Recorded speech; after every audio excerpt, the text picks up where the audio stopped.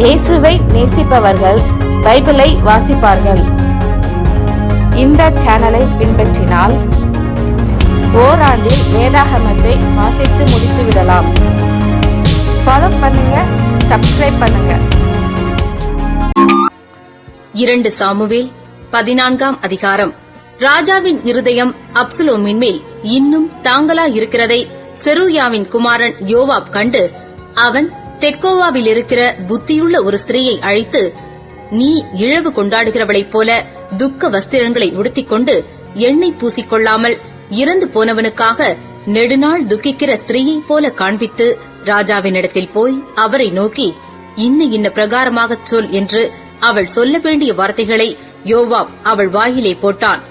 அப்படியே தெக்கோவா ஊராளான அந்த ஸ்திரீ ராஜாவோடே பேசப்போய் தரையிலே முகங்குப்பர விழுந்து வணங்கி, ராஜாவே ரட்சியும் என்றாள். ராஜா அவளை பார்த்து, உனக்கு என்ன வேண்டும் என்றதற்கு அவள், நான் விதவையானவள், என் புருஷன் சென்று போனான். உமது அடியாளுக்கு 2 குமாரர் இருந்தார்கள். அவர்கள் இருவரும் வெளியிலே சண்டை பண்ணி அவர்களை விலக்க ஒருவரும் இல்லாதபடியினால் ஒருவன் மற்றவனை அடித்து கொன்று போட்டான். வம்சத்தார் எல்லாரும் உம்முடைய அடியாளுக்கு விரோதமாய் எழும்பி தன் சகோதரனை கொன்று போட்டவனை ஒப்பி, அவன் கொன்ற அவன் சகோதரனுடைய பிராணனுக்காக நாங்கள் அவனை கொன்று போடுவோம், சுதந்திரவாளனாயினும் அவனையும் அழித்துப் போடுவோம் என்கிறார்கள். இப்படி என் புருஷனுக்கு பேரும் நீதியும் பூமியின் மேல் வைக்கப்படாதபடிக்கு எனக்கு இன்னும் மீதியாயிருக்கிற பொறியையும் அவித்துப் போட மனதாயிருக்கிறார்கள் என்றாள். ராஜா அந்த ஸ்திரீயை பார்த்து, நீ உன் வீட்டுக்குப் போ, உன் காரியத்தை குறித்து உத்தரவு கொடுப்பேன் என்றான். பின்னும் அந்த தெக்கோவாவூர் ஸ்திரீ ராஜாவை பார்த்து, ராஜாவாகி என் ஆண்டவனே, ராஜாவின் மேலும் அவர் சிங்காசனத்தின் மேலும் குற்றமில்லாதபடிக்கு அந்த பழி என் மேலும் என் தகப்பன் வீட்டின் மேலும் சுமரக் கடவது என்றாள். அதற்கு ராஜா, உனக்கு விரோதமாக பேசுகிறவனை என்னிடத்தில் கொண்டு வா, அப்பொழுது அவன் இனி உன்னை தொடாதிருப்பான் என்றான். பின்னும் அவள், இரத்தப்பழி வாங்குகிறவர்கள் அழிம்பு செய்து என் குமாரனை அதம் பண்ண பெருகிப் போகாதபடிக்கு ராஜாவானவர் தம்முடைய தேவனாகிய கர்த்தரை நினைப்பாராக என்றாள். அதற்கு ராஜா, உன் குமாரனுடைய மயிரில் ஒன்றாவது தரையில் விழுவதில்லை என்று கர்த்தரின் ஜீவனைக் கொண்டு சொல்லுகிறேன் என்றான். அப்பொழுது அந்த ஸ்திரீ, ராஜாவாகிய என் ஆண்டவனோடே உமது அடியாள் ஒரு வார்த்தை சொல்ல உத்தரவாக வேண்டும் என்றாள். அவன், சொல்லு என்றான். அப்பொழுது அந்த ஸ்திரீ, பின்ன ஏன் தேவனுடைய ஜனத்திற்கு விரோதமாய் இப்படிப்பட்ட நினைவை நீர் கொண்டிருக்கிறீர்? துரத்துண்ட தம்முடையவனை ராஜா திரும்ப அழைக்காததினாலே ராஜா இப்பொழுது சொன்ன வார்த்தையினால் குற்றமுள்ளவரைப் போல் இருக்கிறார். நாம் மரிப்பது நிச்சயம், திரும்பச் சேர்க்கக்கூடாதபடிக்கு தரையிலே சுவருகிற தண்ணீரைப் போல் இருக்கிறோம். தேவன் ஜீவனை எடுத்துக் கொள்ளாமல் துரத்துண்டவன் முற்றிலும் தம்மை விட்டு விலக்கப்படாதிருக்கும் நினைவுகளை நினைக்கிறார். இப்போதும் நான் என் ஆண்டவனாகிய ராஜாவோடே இந்த வார்த்தையை பேச வந்த முகாந்தரம் என்னவென்றால், ஜனங்கள் எனக்கு பயமுண்டாக்கினதினால் நான் ராஜாவோடே பேச வந்தேன். ஒருவேளை ராஜா தமது அடியாளுடைய வார்த்தையின்படி செய்வார் என்று உமது அடியாளாகிய நான் நினைத்ததினாலும் வந்தேனே ஒழிய வேறில்லை. என்னையும் என் குமாரனையும் ஏகமாய் தேவனுடைய சுதந்திரத்திற்கு புறம்பாக்கி அழிக்க நினைக்கிற மனுஷனுடைய கைக்கு தமது அடியாளை நீங்களாக்கி விடும்படிக்கு ராஜா கேட்பார். ராஜாவாகிய என் ஆண்டவனுடைய வார்த்தை எனக்கு ஆறுதலாயிருக்கும் என்று உமது அடியாளாகிய நான் எண்ணினேன். நன்மையையும் தீமையையும் கேட்கும்படி ராஜாவாகிய என் ஆண்டவன் தேவனுடைய தூதனைப் போல இருக்கிறார். இதற்காக உம்முடைய தேவனாகிய கர்த்தர் உம்மோடே கூட இருக்கிறார் என்றாள். அப்பொழுது ராஜா அந்த ஸ்திரீக்கு பிரதியுத்தரமாக, நான் உன்னிடத்தில் கேட்கும் காரியத்தை நீ எனக்கு மறைக்க வேண்டாம் என்றான். அதற்கு அந்த ஸ்திரீ, ராஜாவாகி என் ஆண்டவர் சொல்வாராக என்றாள். அப்பொழுது ராஜா, இதிலெல்லாம் யோவாப் உனக்கு உட்கையா இருக்கவில்லையா என்று கேட்டான். அதற்கு ஸ்திரீ பிரதியுத்தரமாக, ராஜாவாகி என் ஆண்டவன் சொன்னதற்கெல்லாம் வலது பக்கத்திலாவது இடது பக்கத்திலாவது விலகுவதற்கு ஒருவராலும் கூடாது என்று ராஜாவாகிய என் ஆண்டவனுடைய ஜீவனைக் கொண்டு சொல்லுகிறேன். உமது அடியானாகிய யோவாப் தான் இதை எனக்கு கற்பித்து அவனே இந்த எல்லா வார்த்தைகளையும் உமது அடியாளின் வாயிலே போட்டான். நான் இந்த காரியத்தை உபமானமாய் பேசுகிறதற்கு உமது அடியானாகிய யோவாப் அதற்கு காரணமாயிருந்தான். ஆனாலும் தேசத்தில் நடக்கிறதையெல்லாம் அறிய என் ஆண்டவனுடைய ஞானம் தேவதூதனுடைய ஞானத்தைப் போல் இருக்கிறது என்றாள்.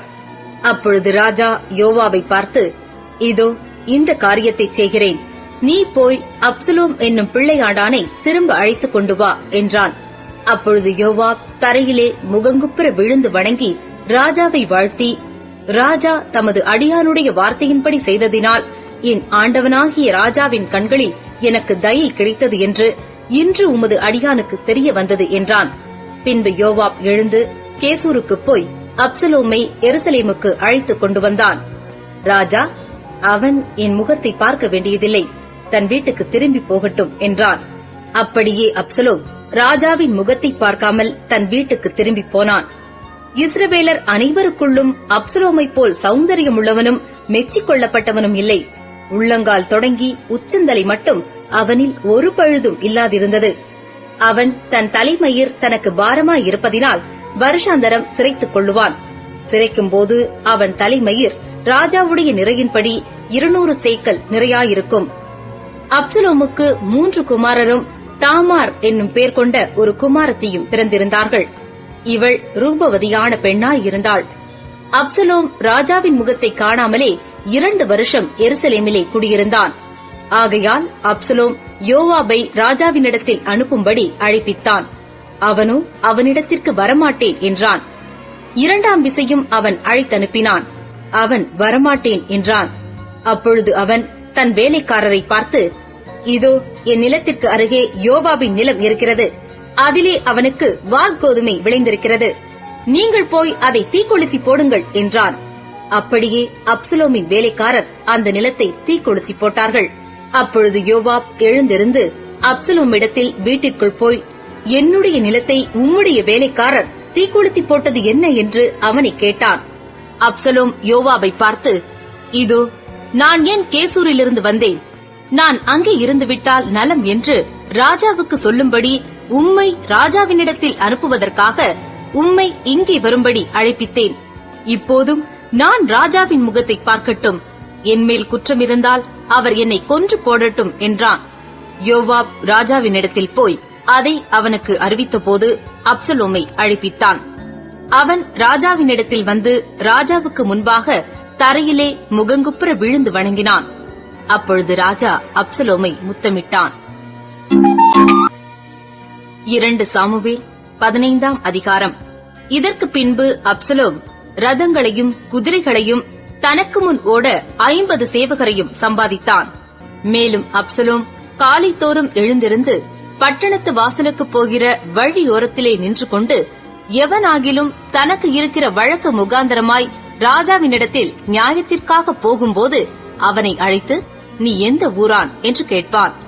அவன் உமது அடியான் இஸ்ரவேல் கோத்திரங்களில் ஒன்றுக்கடுத்த இன்ன ஊரான் என்றால், அப்பொழுது அப்சலோம் அவனை நோக்கி, இதோ உன் காரியம் நேர்மையும் நியாயமுமாயிருக்கிறது, ஆனாலும் ராஜாவினிடத்திலே உன் காரியத்தை விசாரிப்பார் ஒருவரும் இல்லை என்பான்.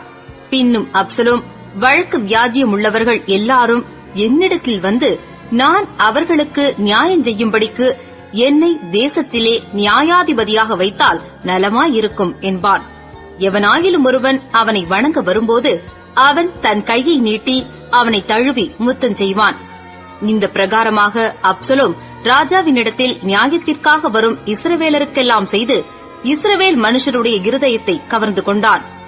40 வருஷம் சென்ற பின்பு அப்சலோம் ராஜாவை நோக்கி, நான் கர்த்தருக்கு பண்ணின என் பொருத்தனையை எப்ரோனில் செலுத்தும்படிக்கு நான் போக உத்தரவு கொடும். கர்த்தர் என்னை எருசலேமுக்கு திரும்பி வர பண்ணினால் கர்த்தருக்கு ஆராதனை செய்வேன் என்று உமது அடியானாகிய நான் சீரியா தேசத்தில் கேசூரிலே குடியிருக்கும் போது பொருத்தனை பண்ணினேன் என்றான். அதற்கு ராஜா, சமாதானத்தோடே போ என்றான். அப்பொழுது அவன் எழுந்து எப்ரோனுக்கு போனான். அப்சலோம் இஸ்ரவேல் கோத்திரங்களுக்கெல்லாம் வேவுகாரரை அனுப்பி, நீங்கள் எக்காள துணியை கேட்கும்போது அப்சலோம் எப்ரோனிலே ராஜாவானான் என்று சொல்லுங்கள் என்று சொல்லச் சொல்லி வைத்திருந்தான். எருசலேமிலிருந்து வரவழைக்கப்பட்ட 200 பேர் அப்சலோமோடே கூட போனார்கள். அவர்கள் வஞ்சகமின்றி அறியாமையினால் போனார்கள். அப்சலோம் பலிகளை செலுத்தும் போது தாவீதின் ஆலோசனைக்காரனாகிய அகித்தோப்பேல் என்னும் கீலோனியனையும் அவன் ஊராகிய கீலோவிலிருந்து வரவழைப்பித்தான். அப்படியே கட்டுப்பாடு பலத்து ஜனங்கள் அப்சலோமினிடத்தில் திரளாய் வந்து கூடினார்கள். அதை அறிவிக்கிற ஒருவன் தாவீதினிடத்தில் வந்து, இஸ்ரவேலில் ஒவ்வொருவருடைய இருதயமும் அப்சலோமை பற்றி போகிறது என்றான். அப்பொழுது தாவீது எருசலேமிலே தன்னிடத்திலுள்ள தன்னுடைய எல்லா ஊழியக்காரரையும் நோக்கி, எழுந்து ஓடிப்போவோம், இல்லாவிட்டால் நாம் அப்சலோமுக்கு தப்ப இடமில்லை. அவன் தீவிரித்து நம்மிடத்தில் வந்து நம்மை பிடித்து நம்மேல் பொல்லாப்பு வரப்பண்ணி நகரத்தை பட்டய கருக்கினால் சங்காரம் பண்ணாதபடிக்கு தீவிரமாய் புறப்படுங்கள் என்றான்.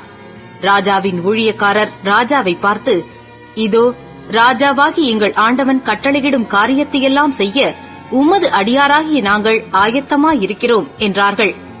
அப்படியே ராஜாவும் அவனுடைய வீட்டார் எல்லாரும் கால்நடையாய் புறப்பட்டார்கள். வீட்டை காக்க ராஜா மறுமனையாட்டிகளாகிய 10 ஸ்திரீகளை பின்வைத்தான். ராஜாவும் சமஸ்த ஜனங்களும் கால்நடையாய் புறப்பட்டு சற்று தூரம் போய் ஒரு இடத்திலே தரித்து நின்றார்கள். அவனுடைய ஊழியக்காரர் எல்லாரும் கிரேத்தியர் யாவரும் பிலேத்தியர் யாவரும் அவன் பக்கத்திலே நடந்து போனார்கள். காத்தூரிலிருந்து கால்நடையாய் வந்திருந்த 600 பேராகிய கித்தியர் எல்லாரும் ராஜாவுக்கு முன்பாக நடந்தார்கள். அப்பொழுது ராஜா கித்தியனாகிய ஈத்தாயை பார்த்து, நீ எங்களுடனே கூட வருவானேன்? நீ திரும்பிப் போய் ராஜாவுடனே கூட இரு. நீ அந்நிய தேசத்தான், நீ உன் இடத்திற்கு திரும்பிப் போகலாம். நீ நேற்றுதானே வந்தாய், இன்று நான் உன்னை எங்களோடு நடந்து வரும்படிக்கு அழைத்துக் கொண்டு போகலாமா? நான் போகக்கூடிய இடத்திற்கு போகிறேன். நீ உன் சகோதரரையும் அழைத்துக் கொண்டு திரும்பிப் போ. கிருபையும் உண்மையும் உன்னோடே இருப்பதாக என்றான். ஆனாலும் ஈத்தாய் ராஜாவுக்கு பிரதியுத்தரமாக, ராஜாவாகி என் ஆண்டவன் எங்கே இருப்பாரோ அங்கே உமது அடியானும் செத்தாலும் பிழைத்தாலும் இருப்பான் என்று கர்த்தருடைய ஜீவனையும் ராஜாவாகி என் ஆண்டவனுடைய ஜீவனையும் கொண்டு சொல்லுகிறேன் என்றான். அப்பொழுது தாவீது ஈத்தாயை நோக்கி, நடந்து வா என்றான். அப்படியே கித்தியனாகிய ஈத்தாயும் அவனுடைய எல்லா மனுஷரும் அவனோடு இருக்கிற எல்லா பிள்ளைகளும் நடந்து போனார்கள். சகல ஜனங்களும் நடந்து போகிறபோது தேசத்தார் எல்லாரும் மகா சத்தமாய் அழுதார்கள். ராஜா கீதரோன் ஆற்றை கடந்தான். ஜனங்கள் எல்லாரும் வனாந்தரத்திற்கு போகிற வழியே நடந்து போனார்கள். சாதோக்கும் தேவனுடைய உடன்படிக்கை பெட்டியை அவனோடே கூட இருந்து சுமக்கிற சகல லேவியரும் வந்து தேவனுடைய பெட்டியை அங்கே வைத்தார்கள். ஜனங்கள் எல்லாரும் நகரத்திலிருந்து கடந்து தீரு மட்டும் அபியத்தார் திரும்பிப் போயிருந்தான். ராஜா சாதோக்கை நோக்கி, தேவனுடைய பெட்டியை நகரத்திற்கு திரும்ப கொண்டு போ. கர்த்தருடைய கண்களில் எனக்கு கிருபை கிடைத்ததானால் நான் அதையும் அவர் வாசஸ்தலத்தையும் பார்க்கிறதற்கு என்னை திரும்ப வரப்பண்ணுவார். அவர் உன்மேல் எனக்கு பிரியமில்லை என்பாராகில், இதோ இங்கே இருக்கிறேன். அவர் தம்முடைய பார்வைக்கு நலமானபடி எனக்கு செய்வாராக என்றான். பின்னும் ராஜா ஆசாரியனாகிய சாதோக்கை நோக்கி, நீ ஞான திருஷ்டிக்காரன் அல்லவோ? நீ சமாதானத்தோടെ நகரத்திற்கு திரும்பு. உன் மகன் அகிமாசும் அபியத்தாரின் மகன் யோனத்தானுமாகிய உங்கள் குமாரர் 2 பேரும் உங்களோடே கூட திரும்பி போகட்டும். எனக்கு அறிவிக்கிறதற்கு உங்களிடத்திலிருந்து செய்தி வருமட்டும் நான் வனாந்தரத்தின் வெளிகளிலே தரித்திருப்பேன் என்றான். அப்படியே சாதோக்கும் அபியத்தாரும் தேவனுடைய பெட்டியை எருசலேமுக்கு திரும்ப கொண்டு போய் அங்கே இருந்தார்கள். தாவீது தன் முகத்தை மூடி வெறுங்காலால் நடந்து அழுது கொண்டு ஒலிவ மலையின் மேல் ஏறிப்போனான். அவனோடு இருந்த சகல ஜனங்களும் முகத்தை மூடி அழுது கொண்டு ஏறினார்கள். அப்சலோமோடே கட்டுப்பாடு பண்ணினவர்களுடன் அகித்தோப்பேலும் சேர்ந்திருக்கிறான் என்று தாவீதுக்கு அறிவிக்கப்பட்ட போது தாவீது, கர்த்தாவே, அகித்தோப்பேலின் ஆலோசனையை பைத்தியமாக்கி விடுவீராக என்றான்.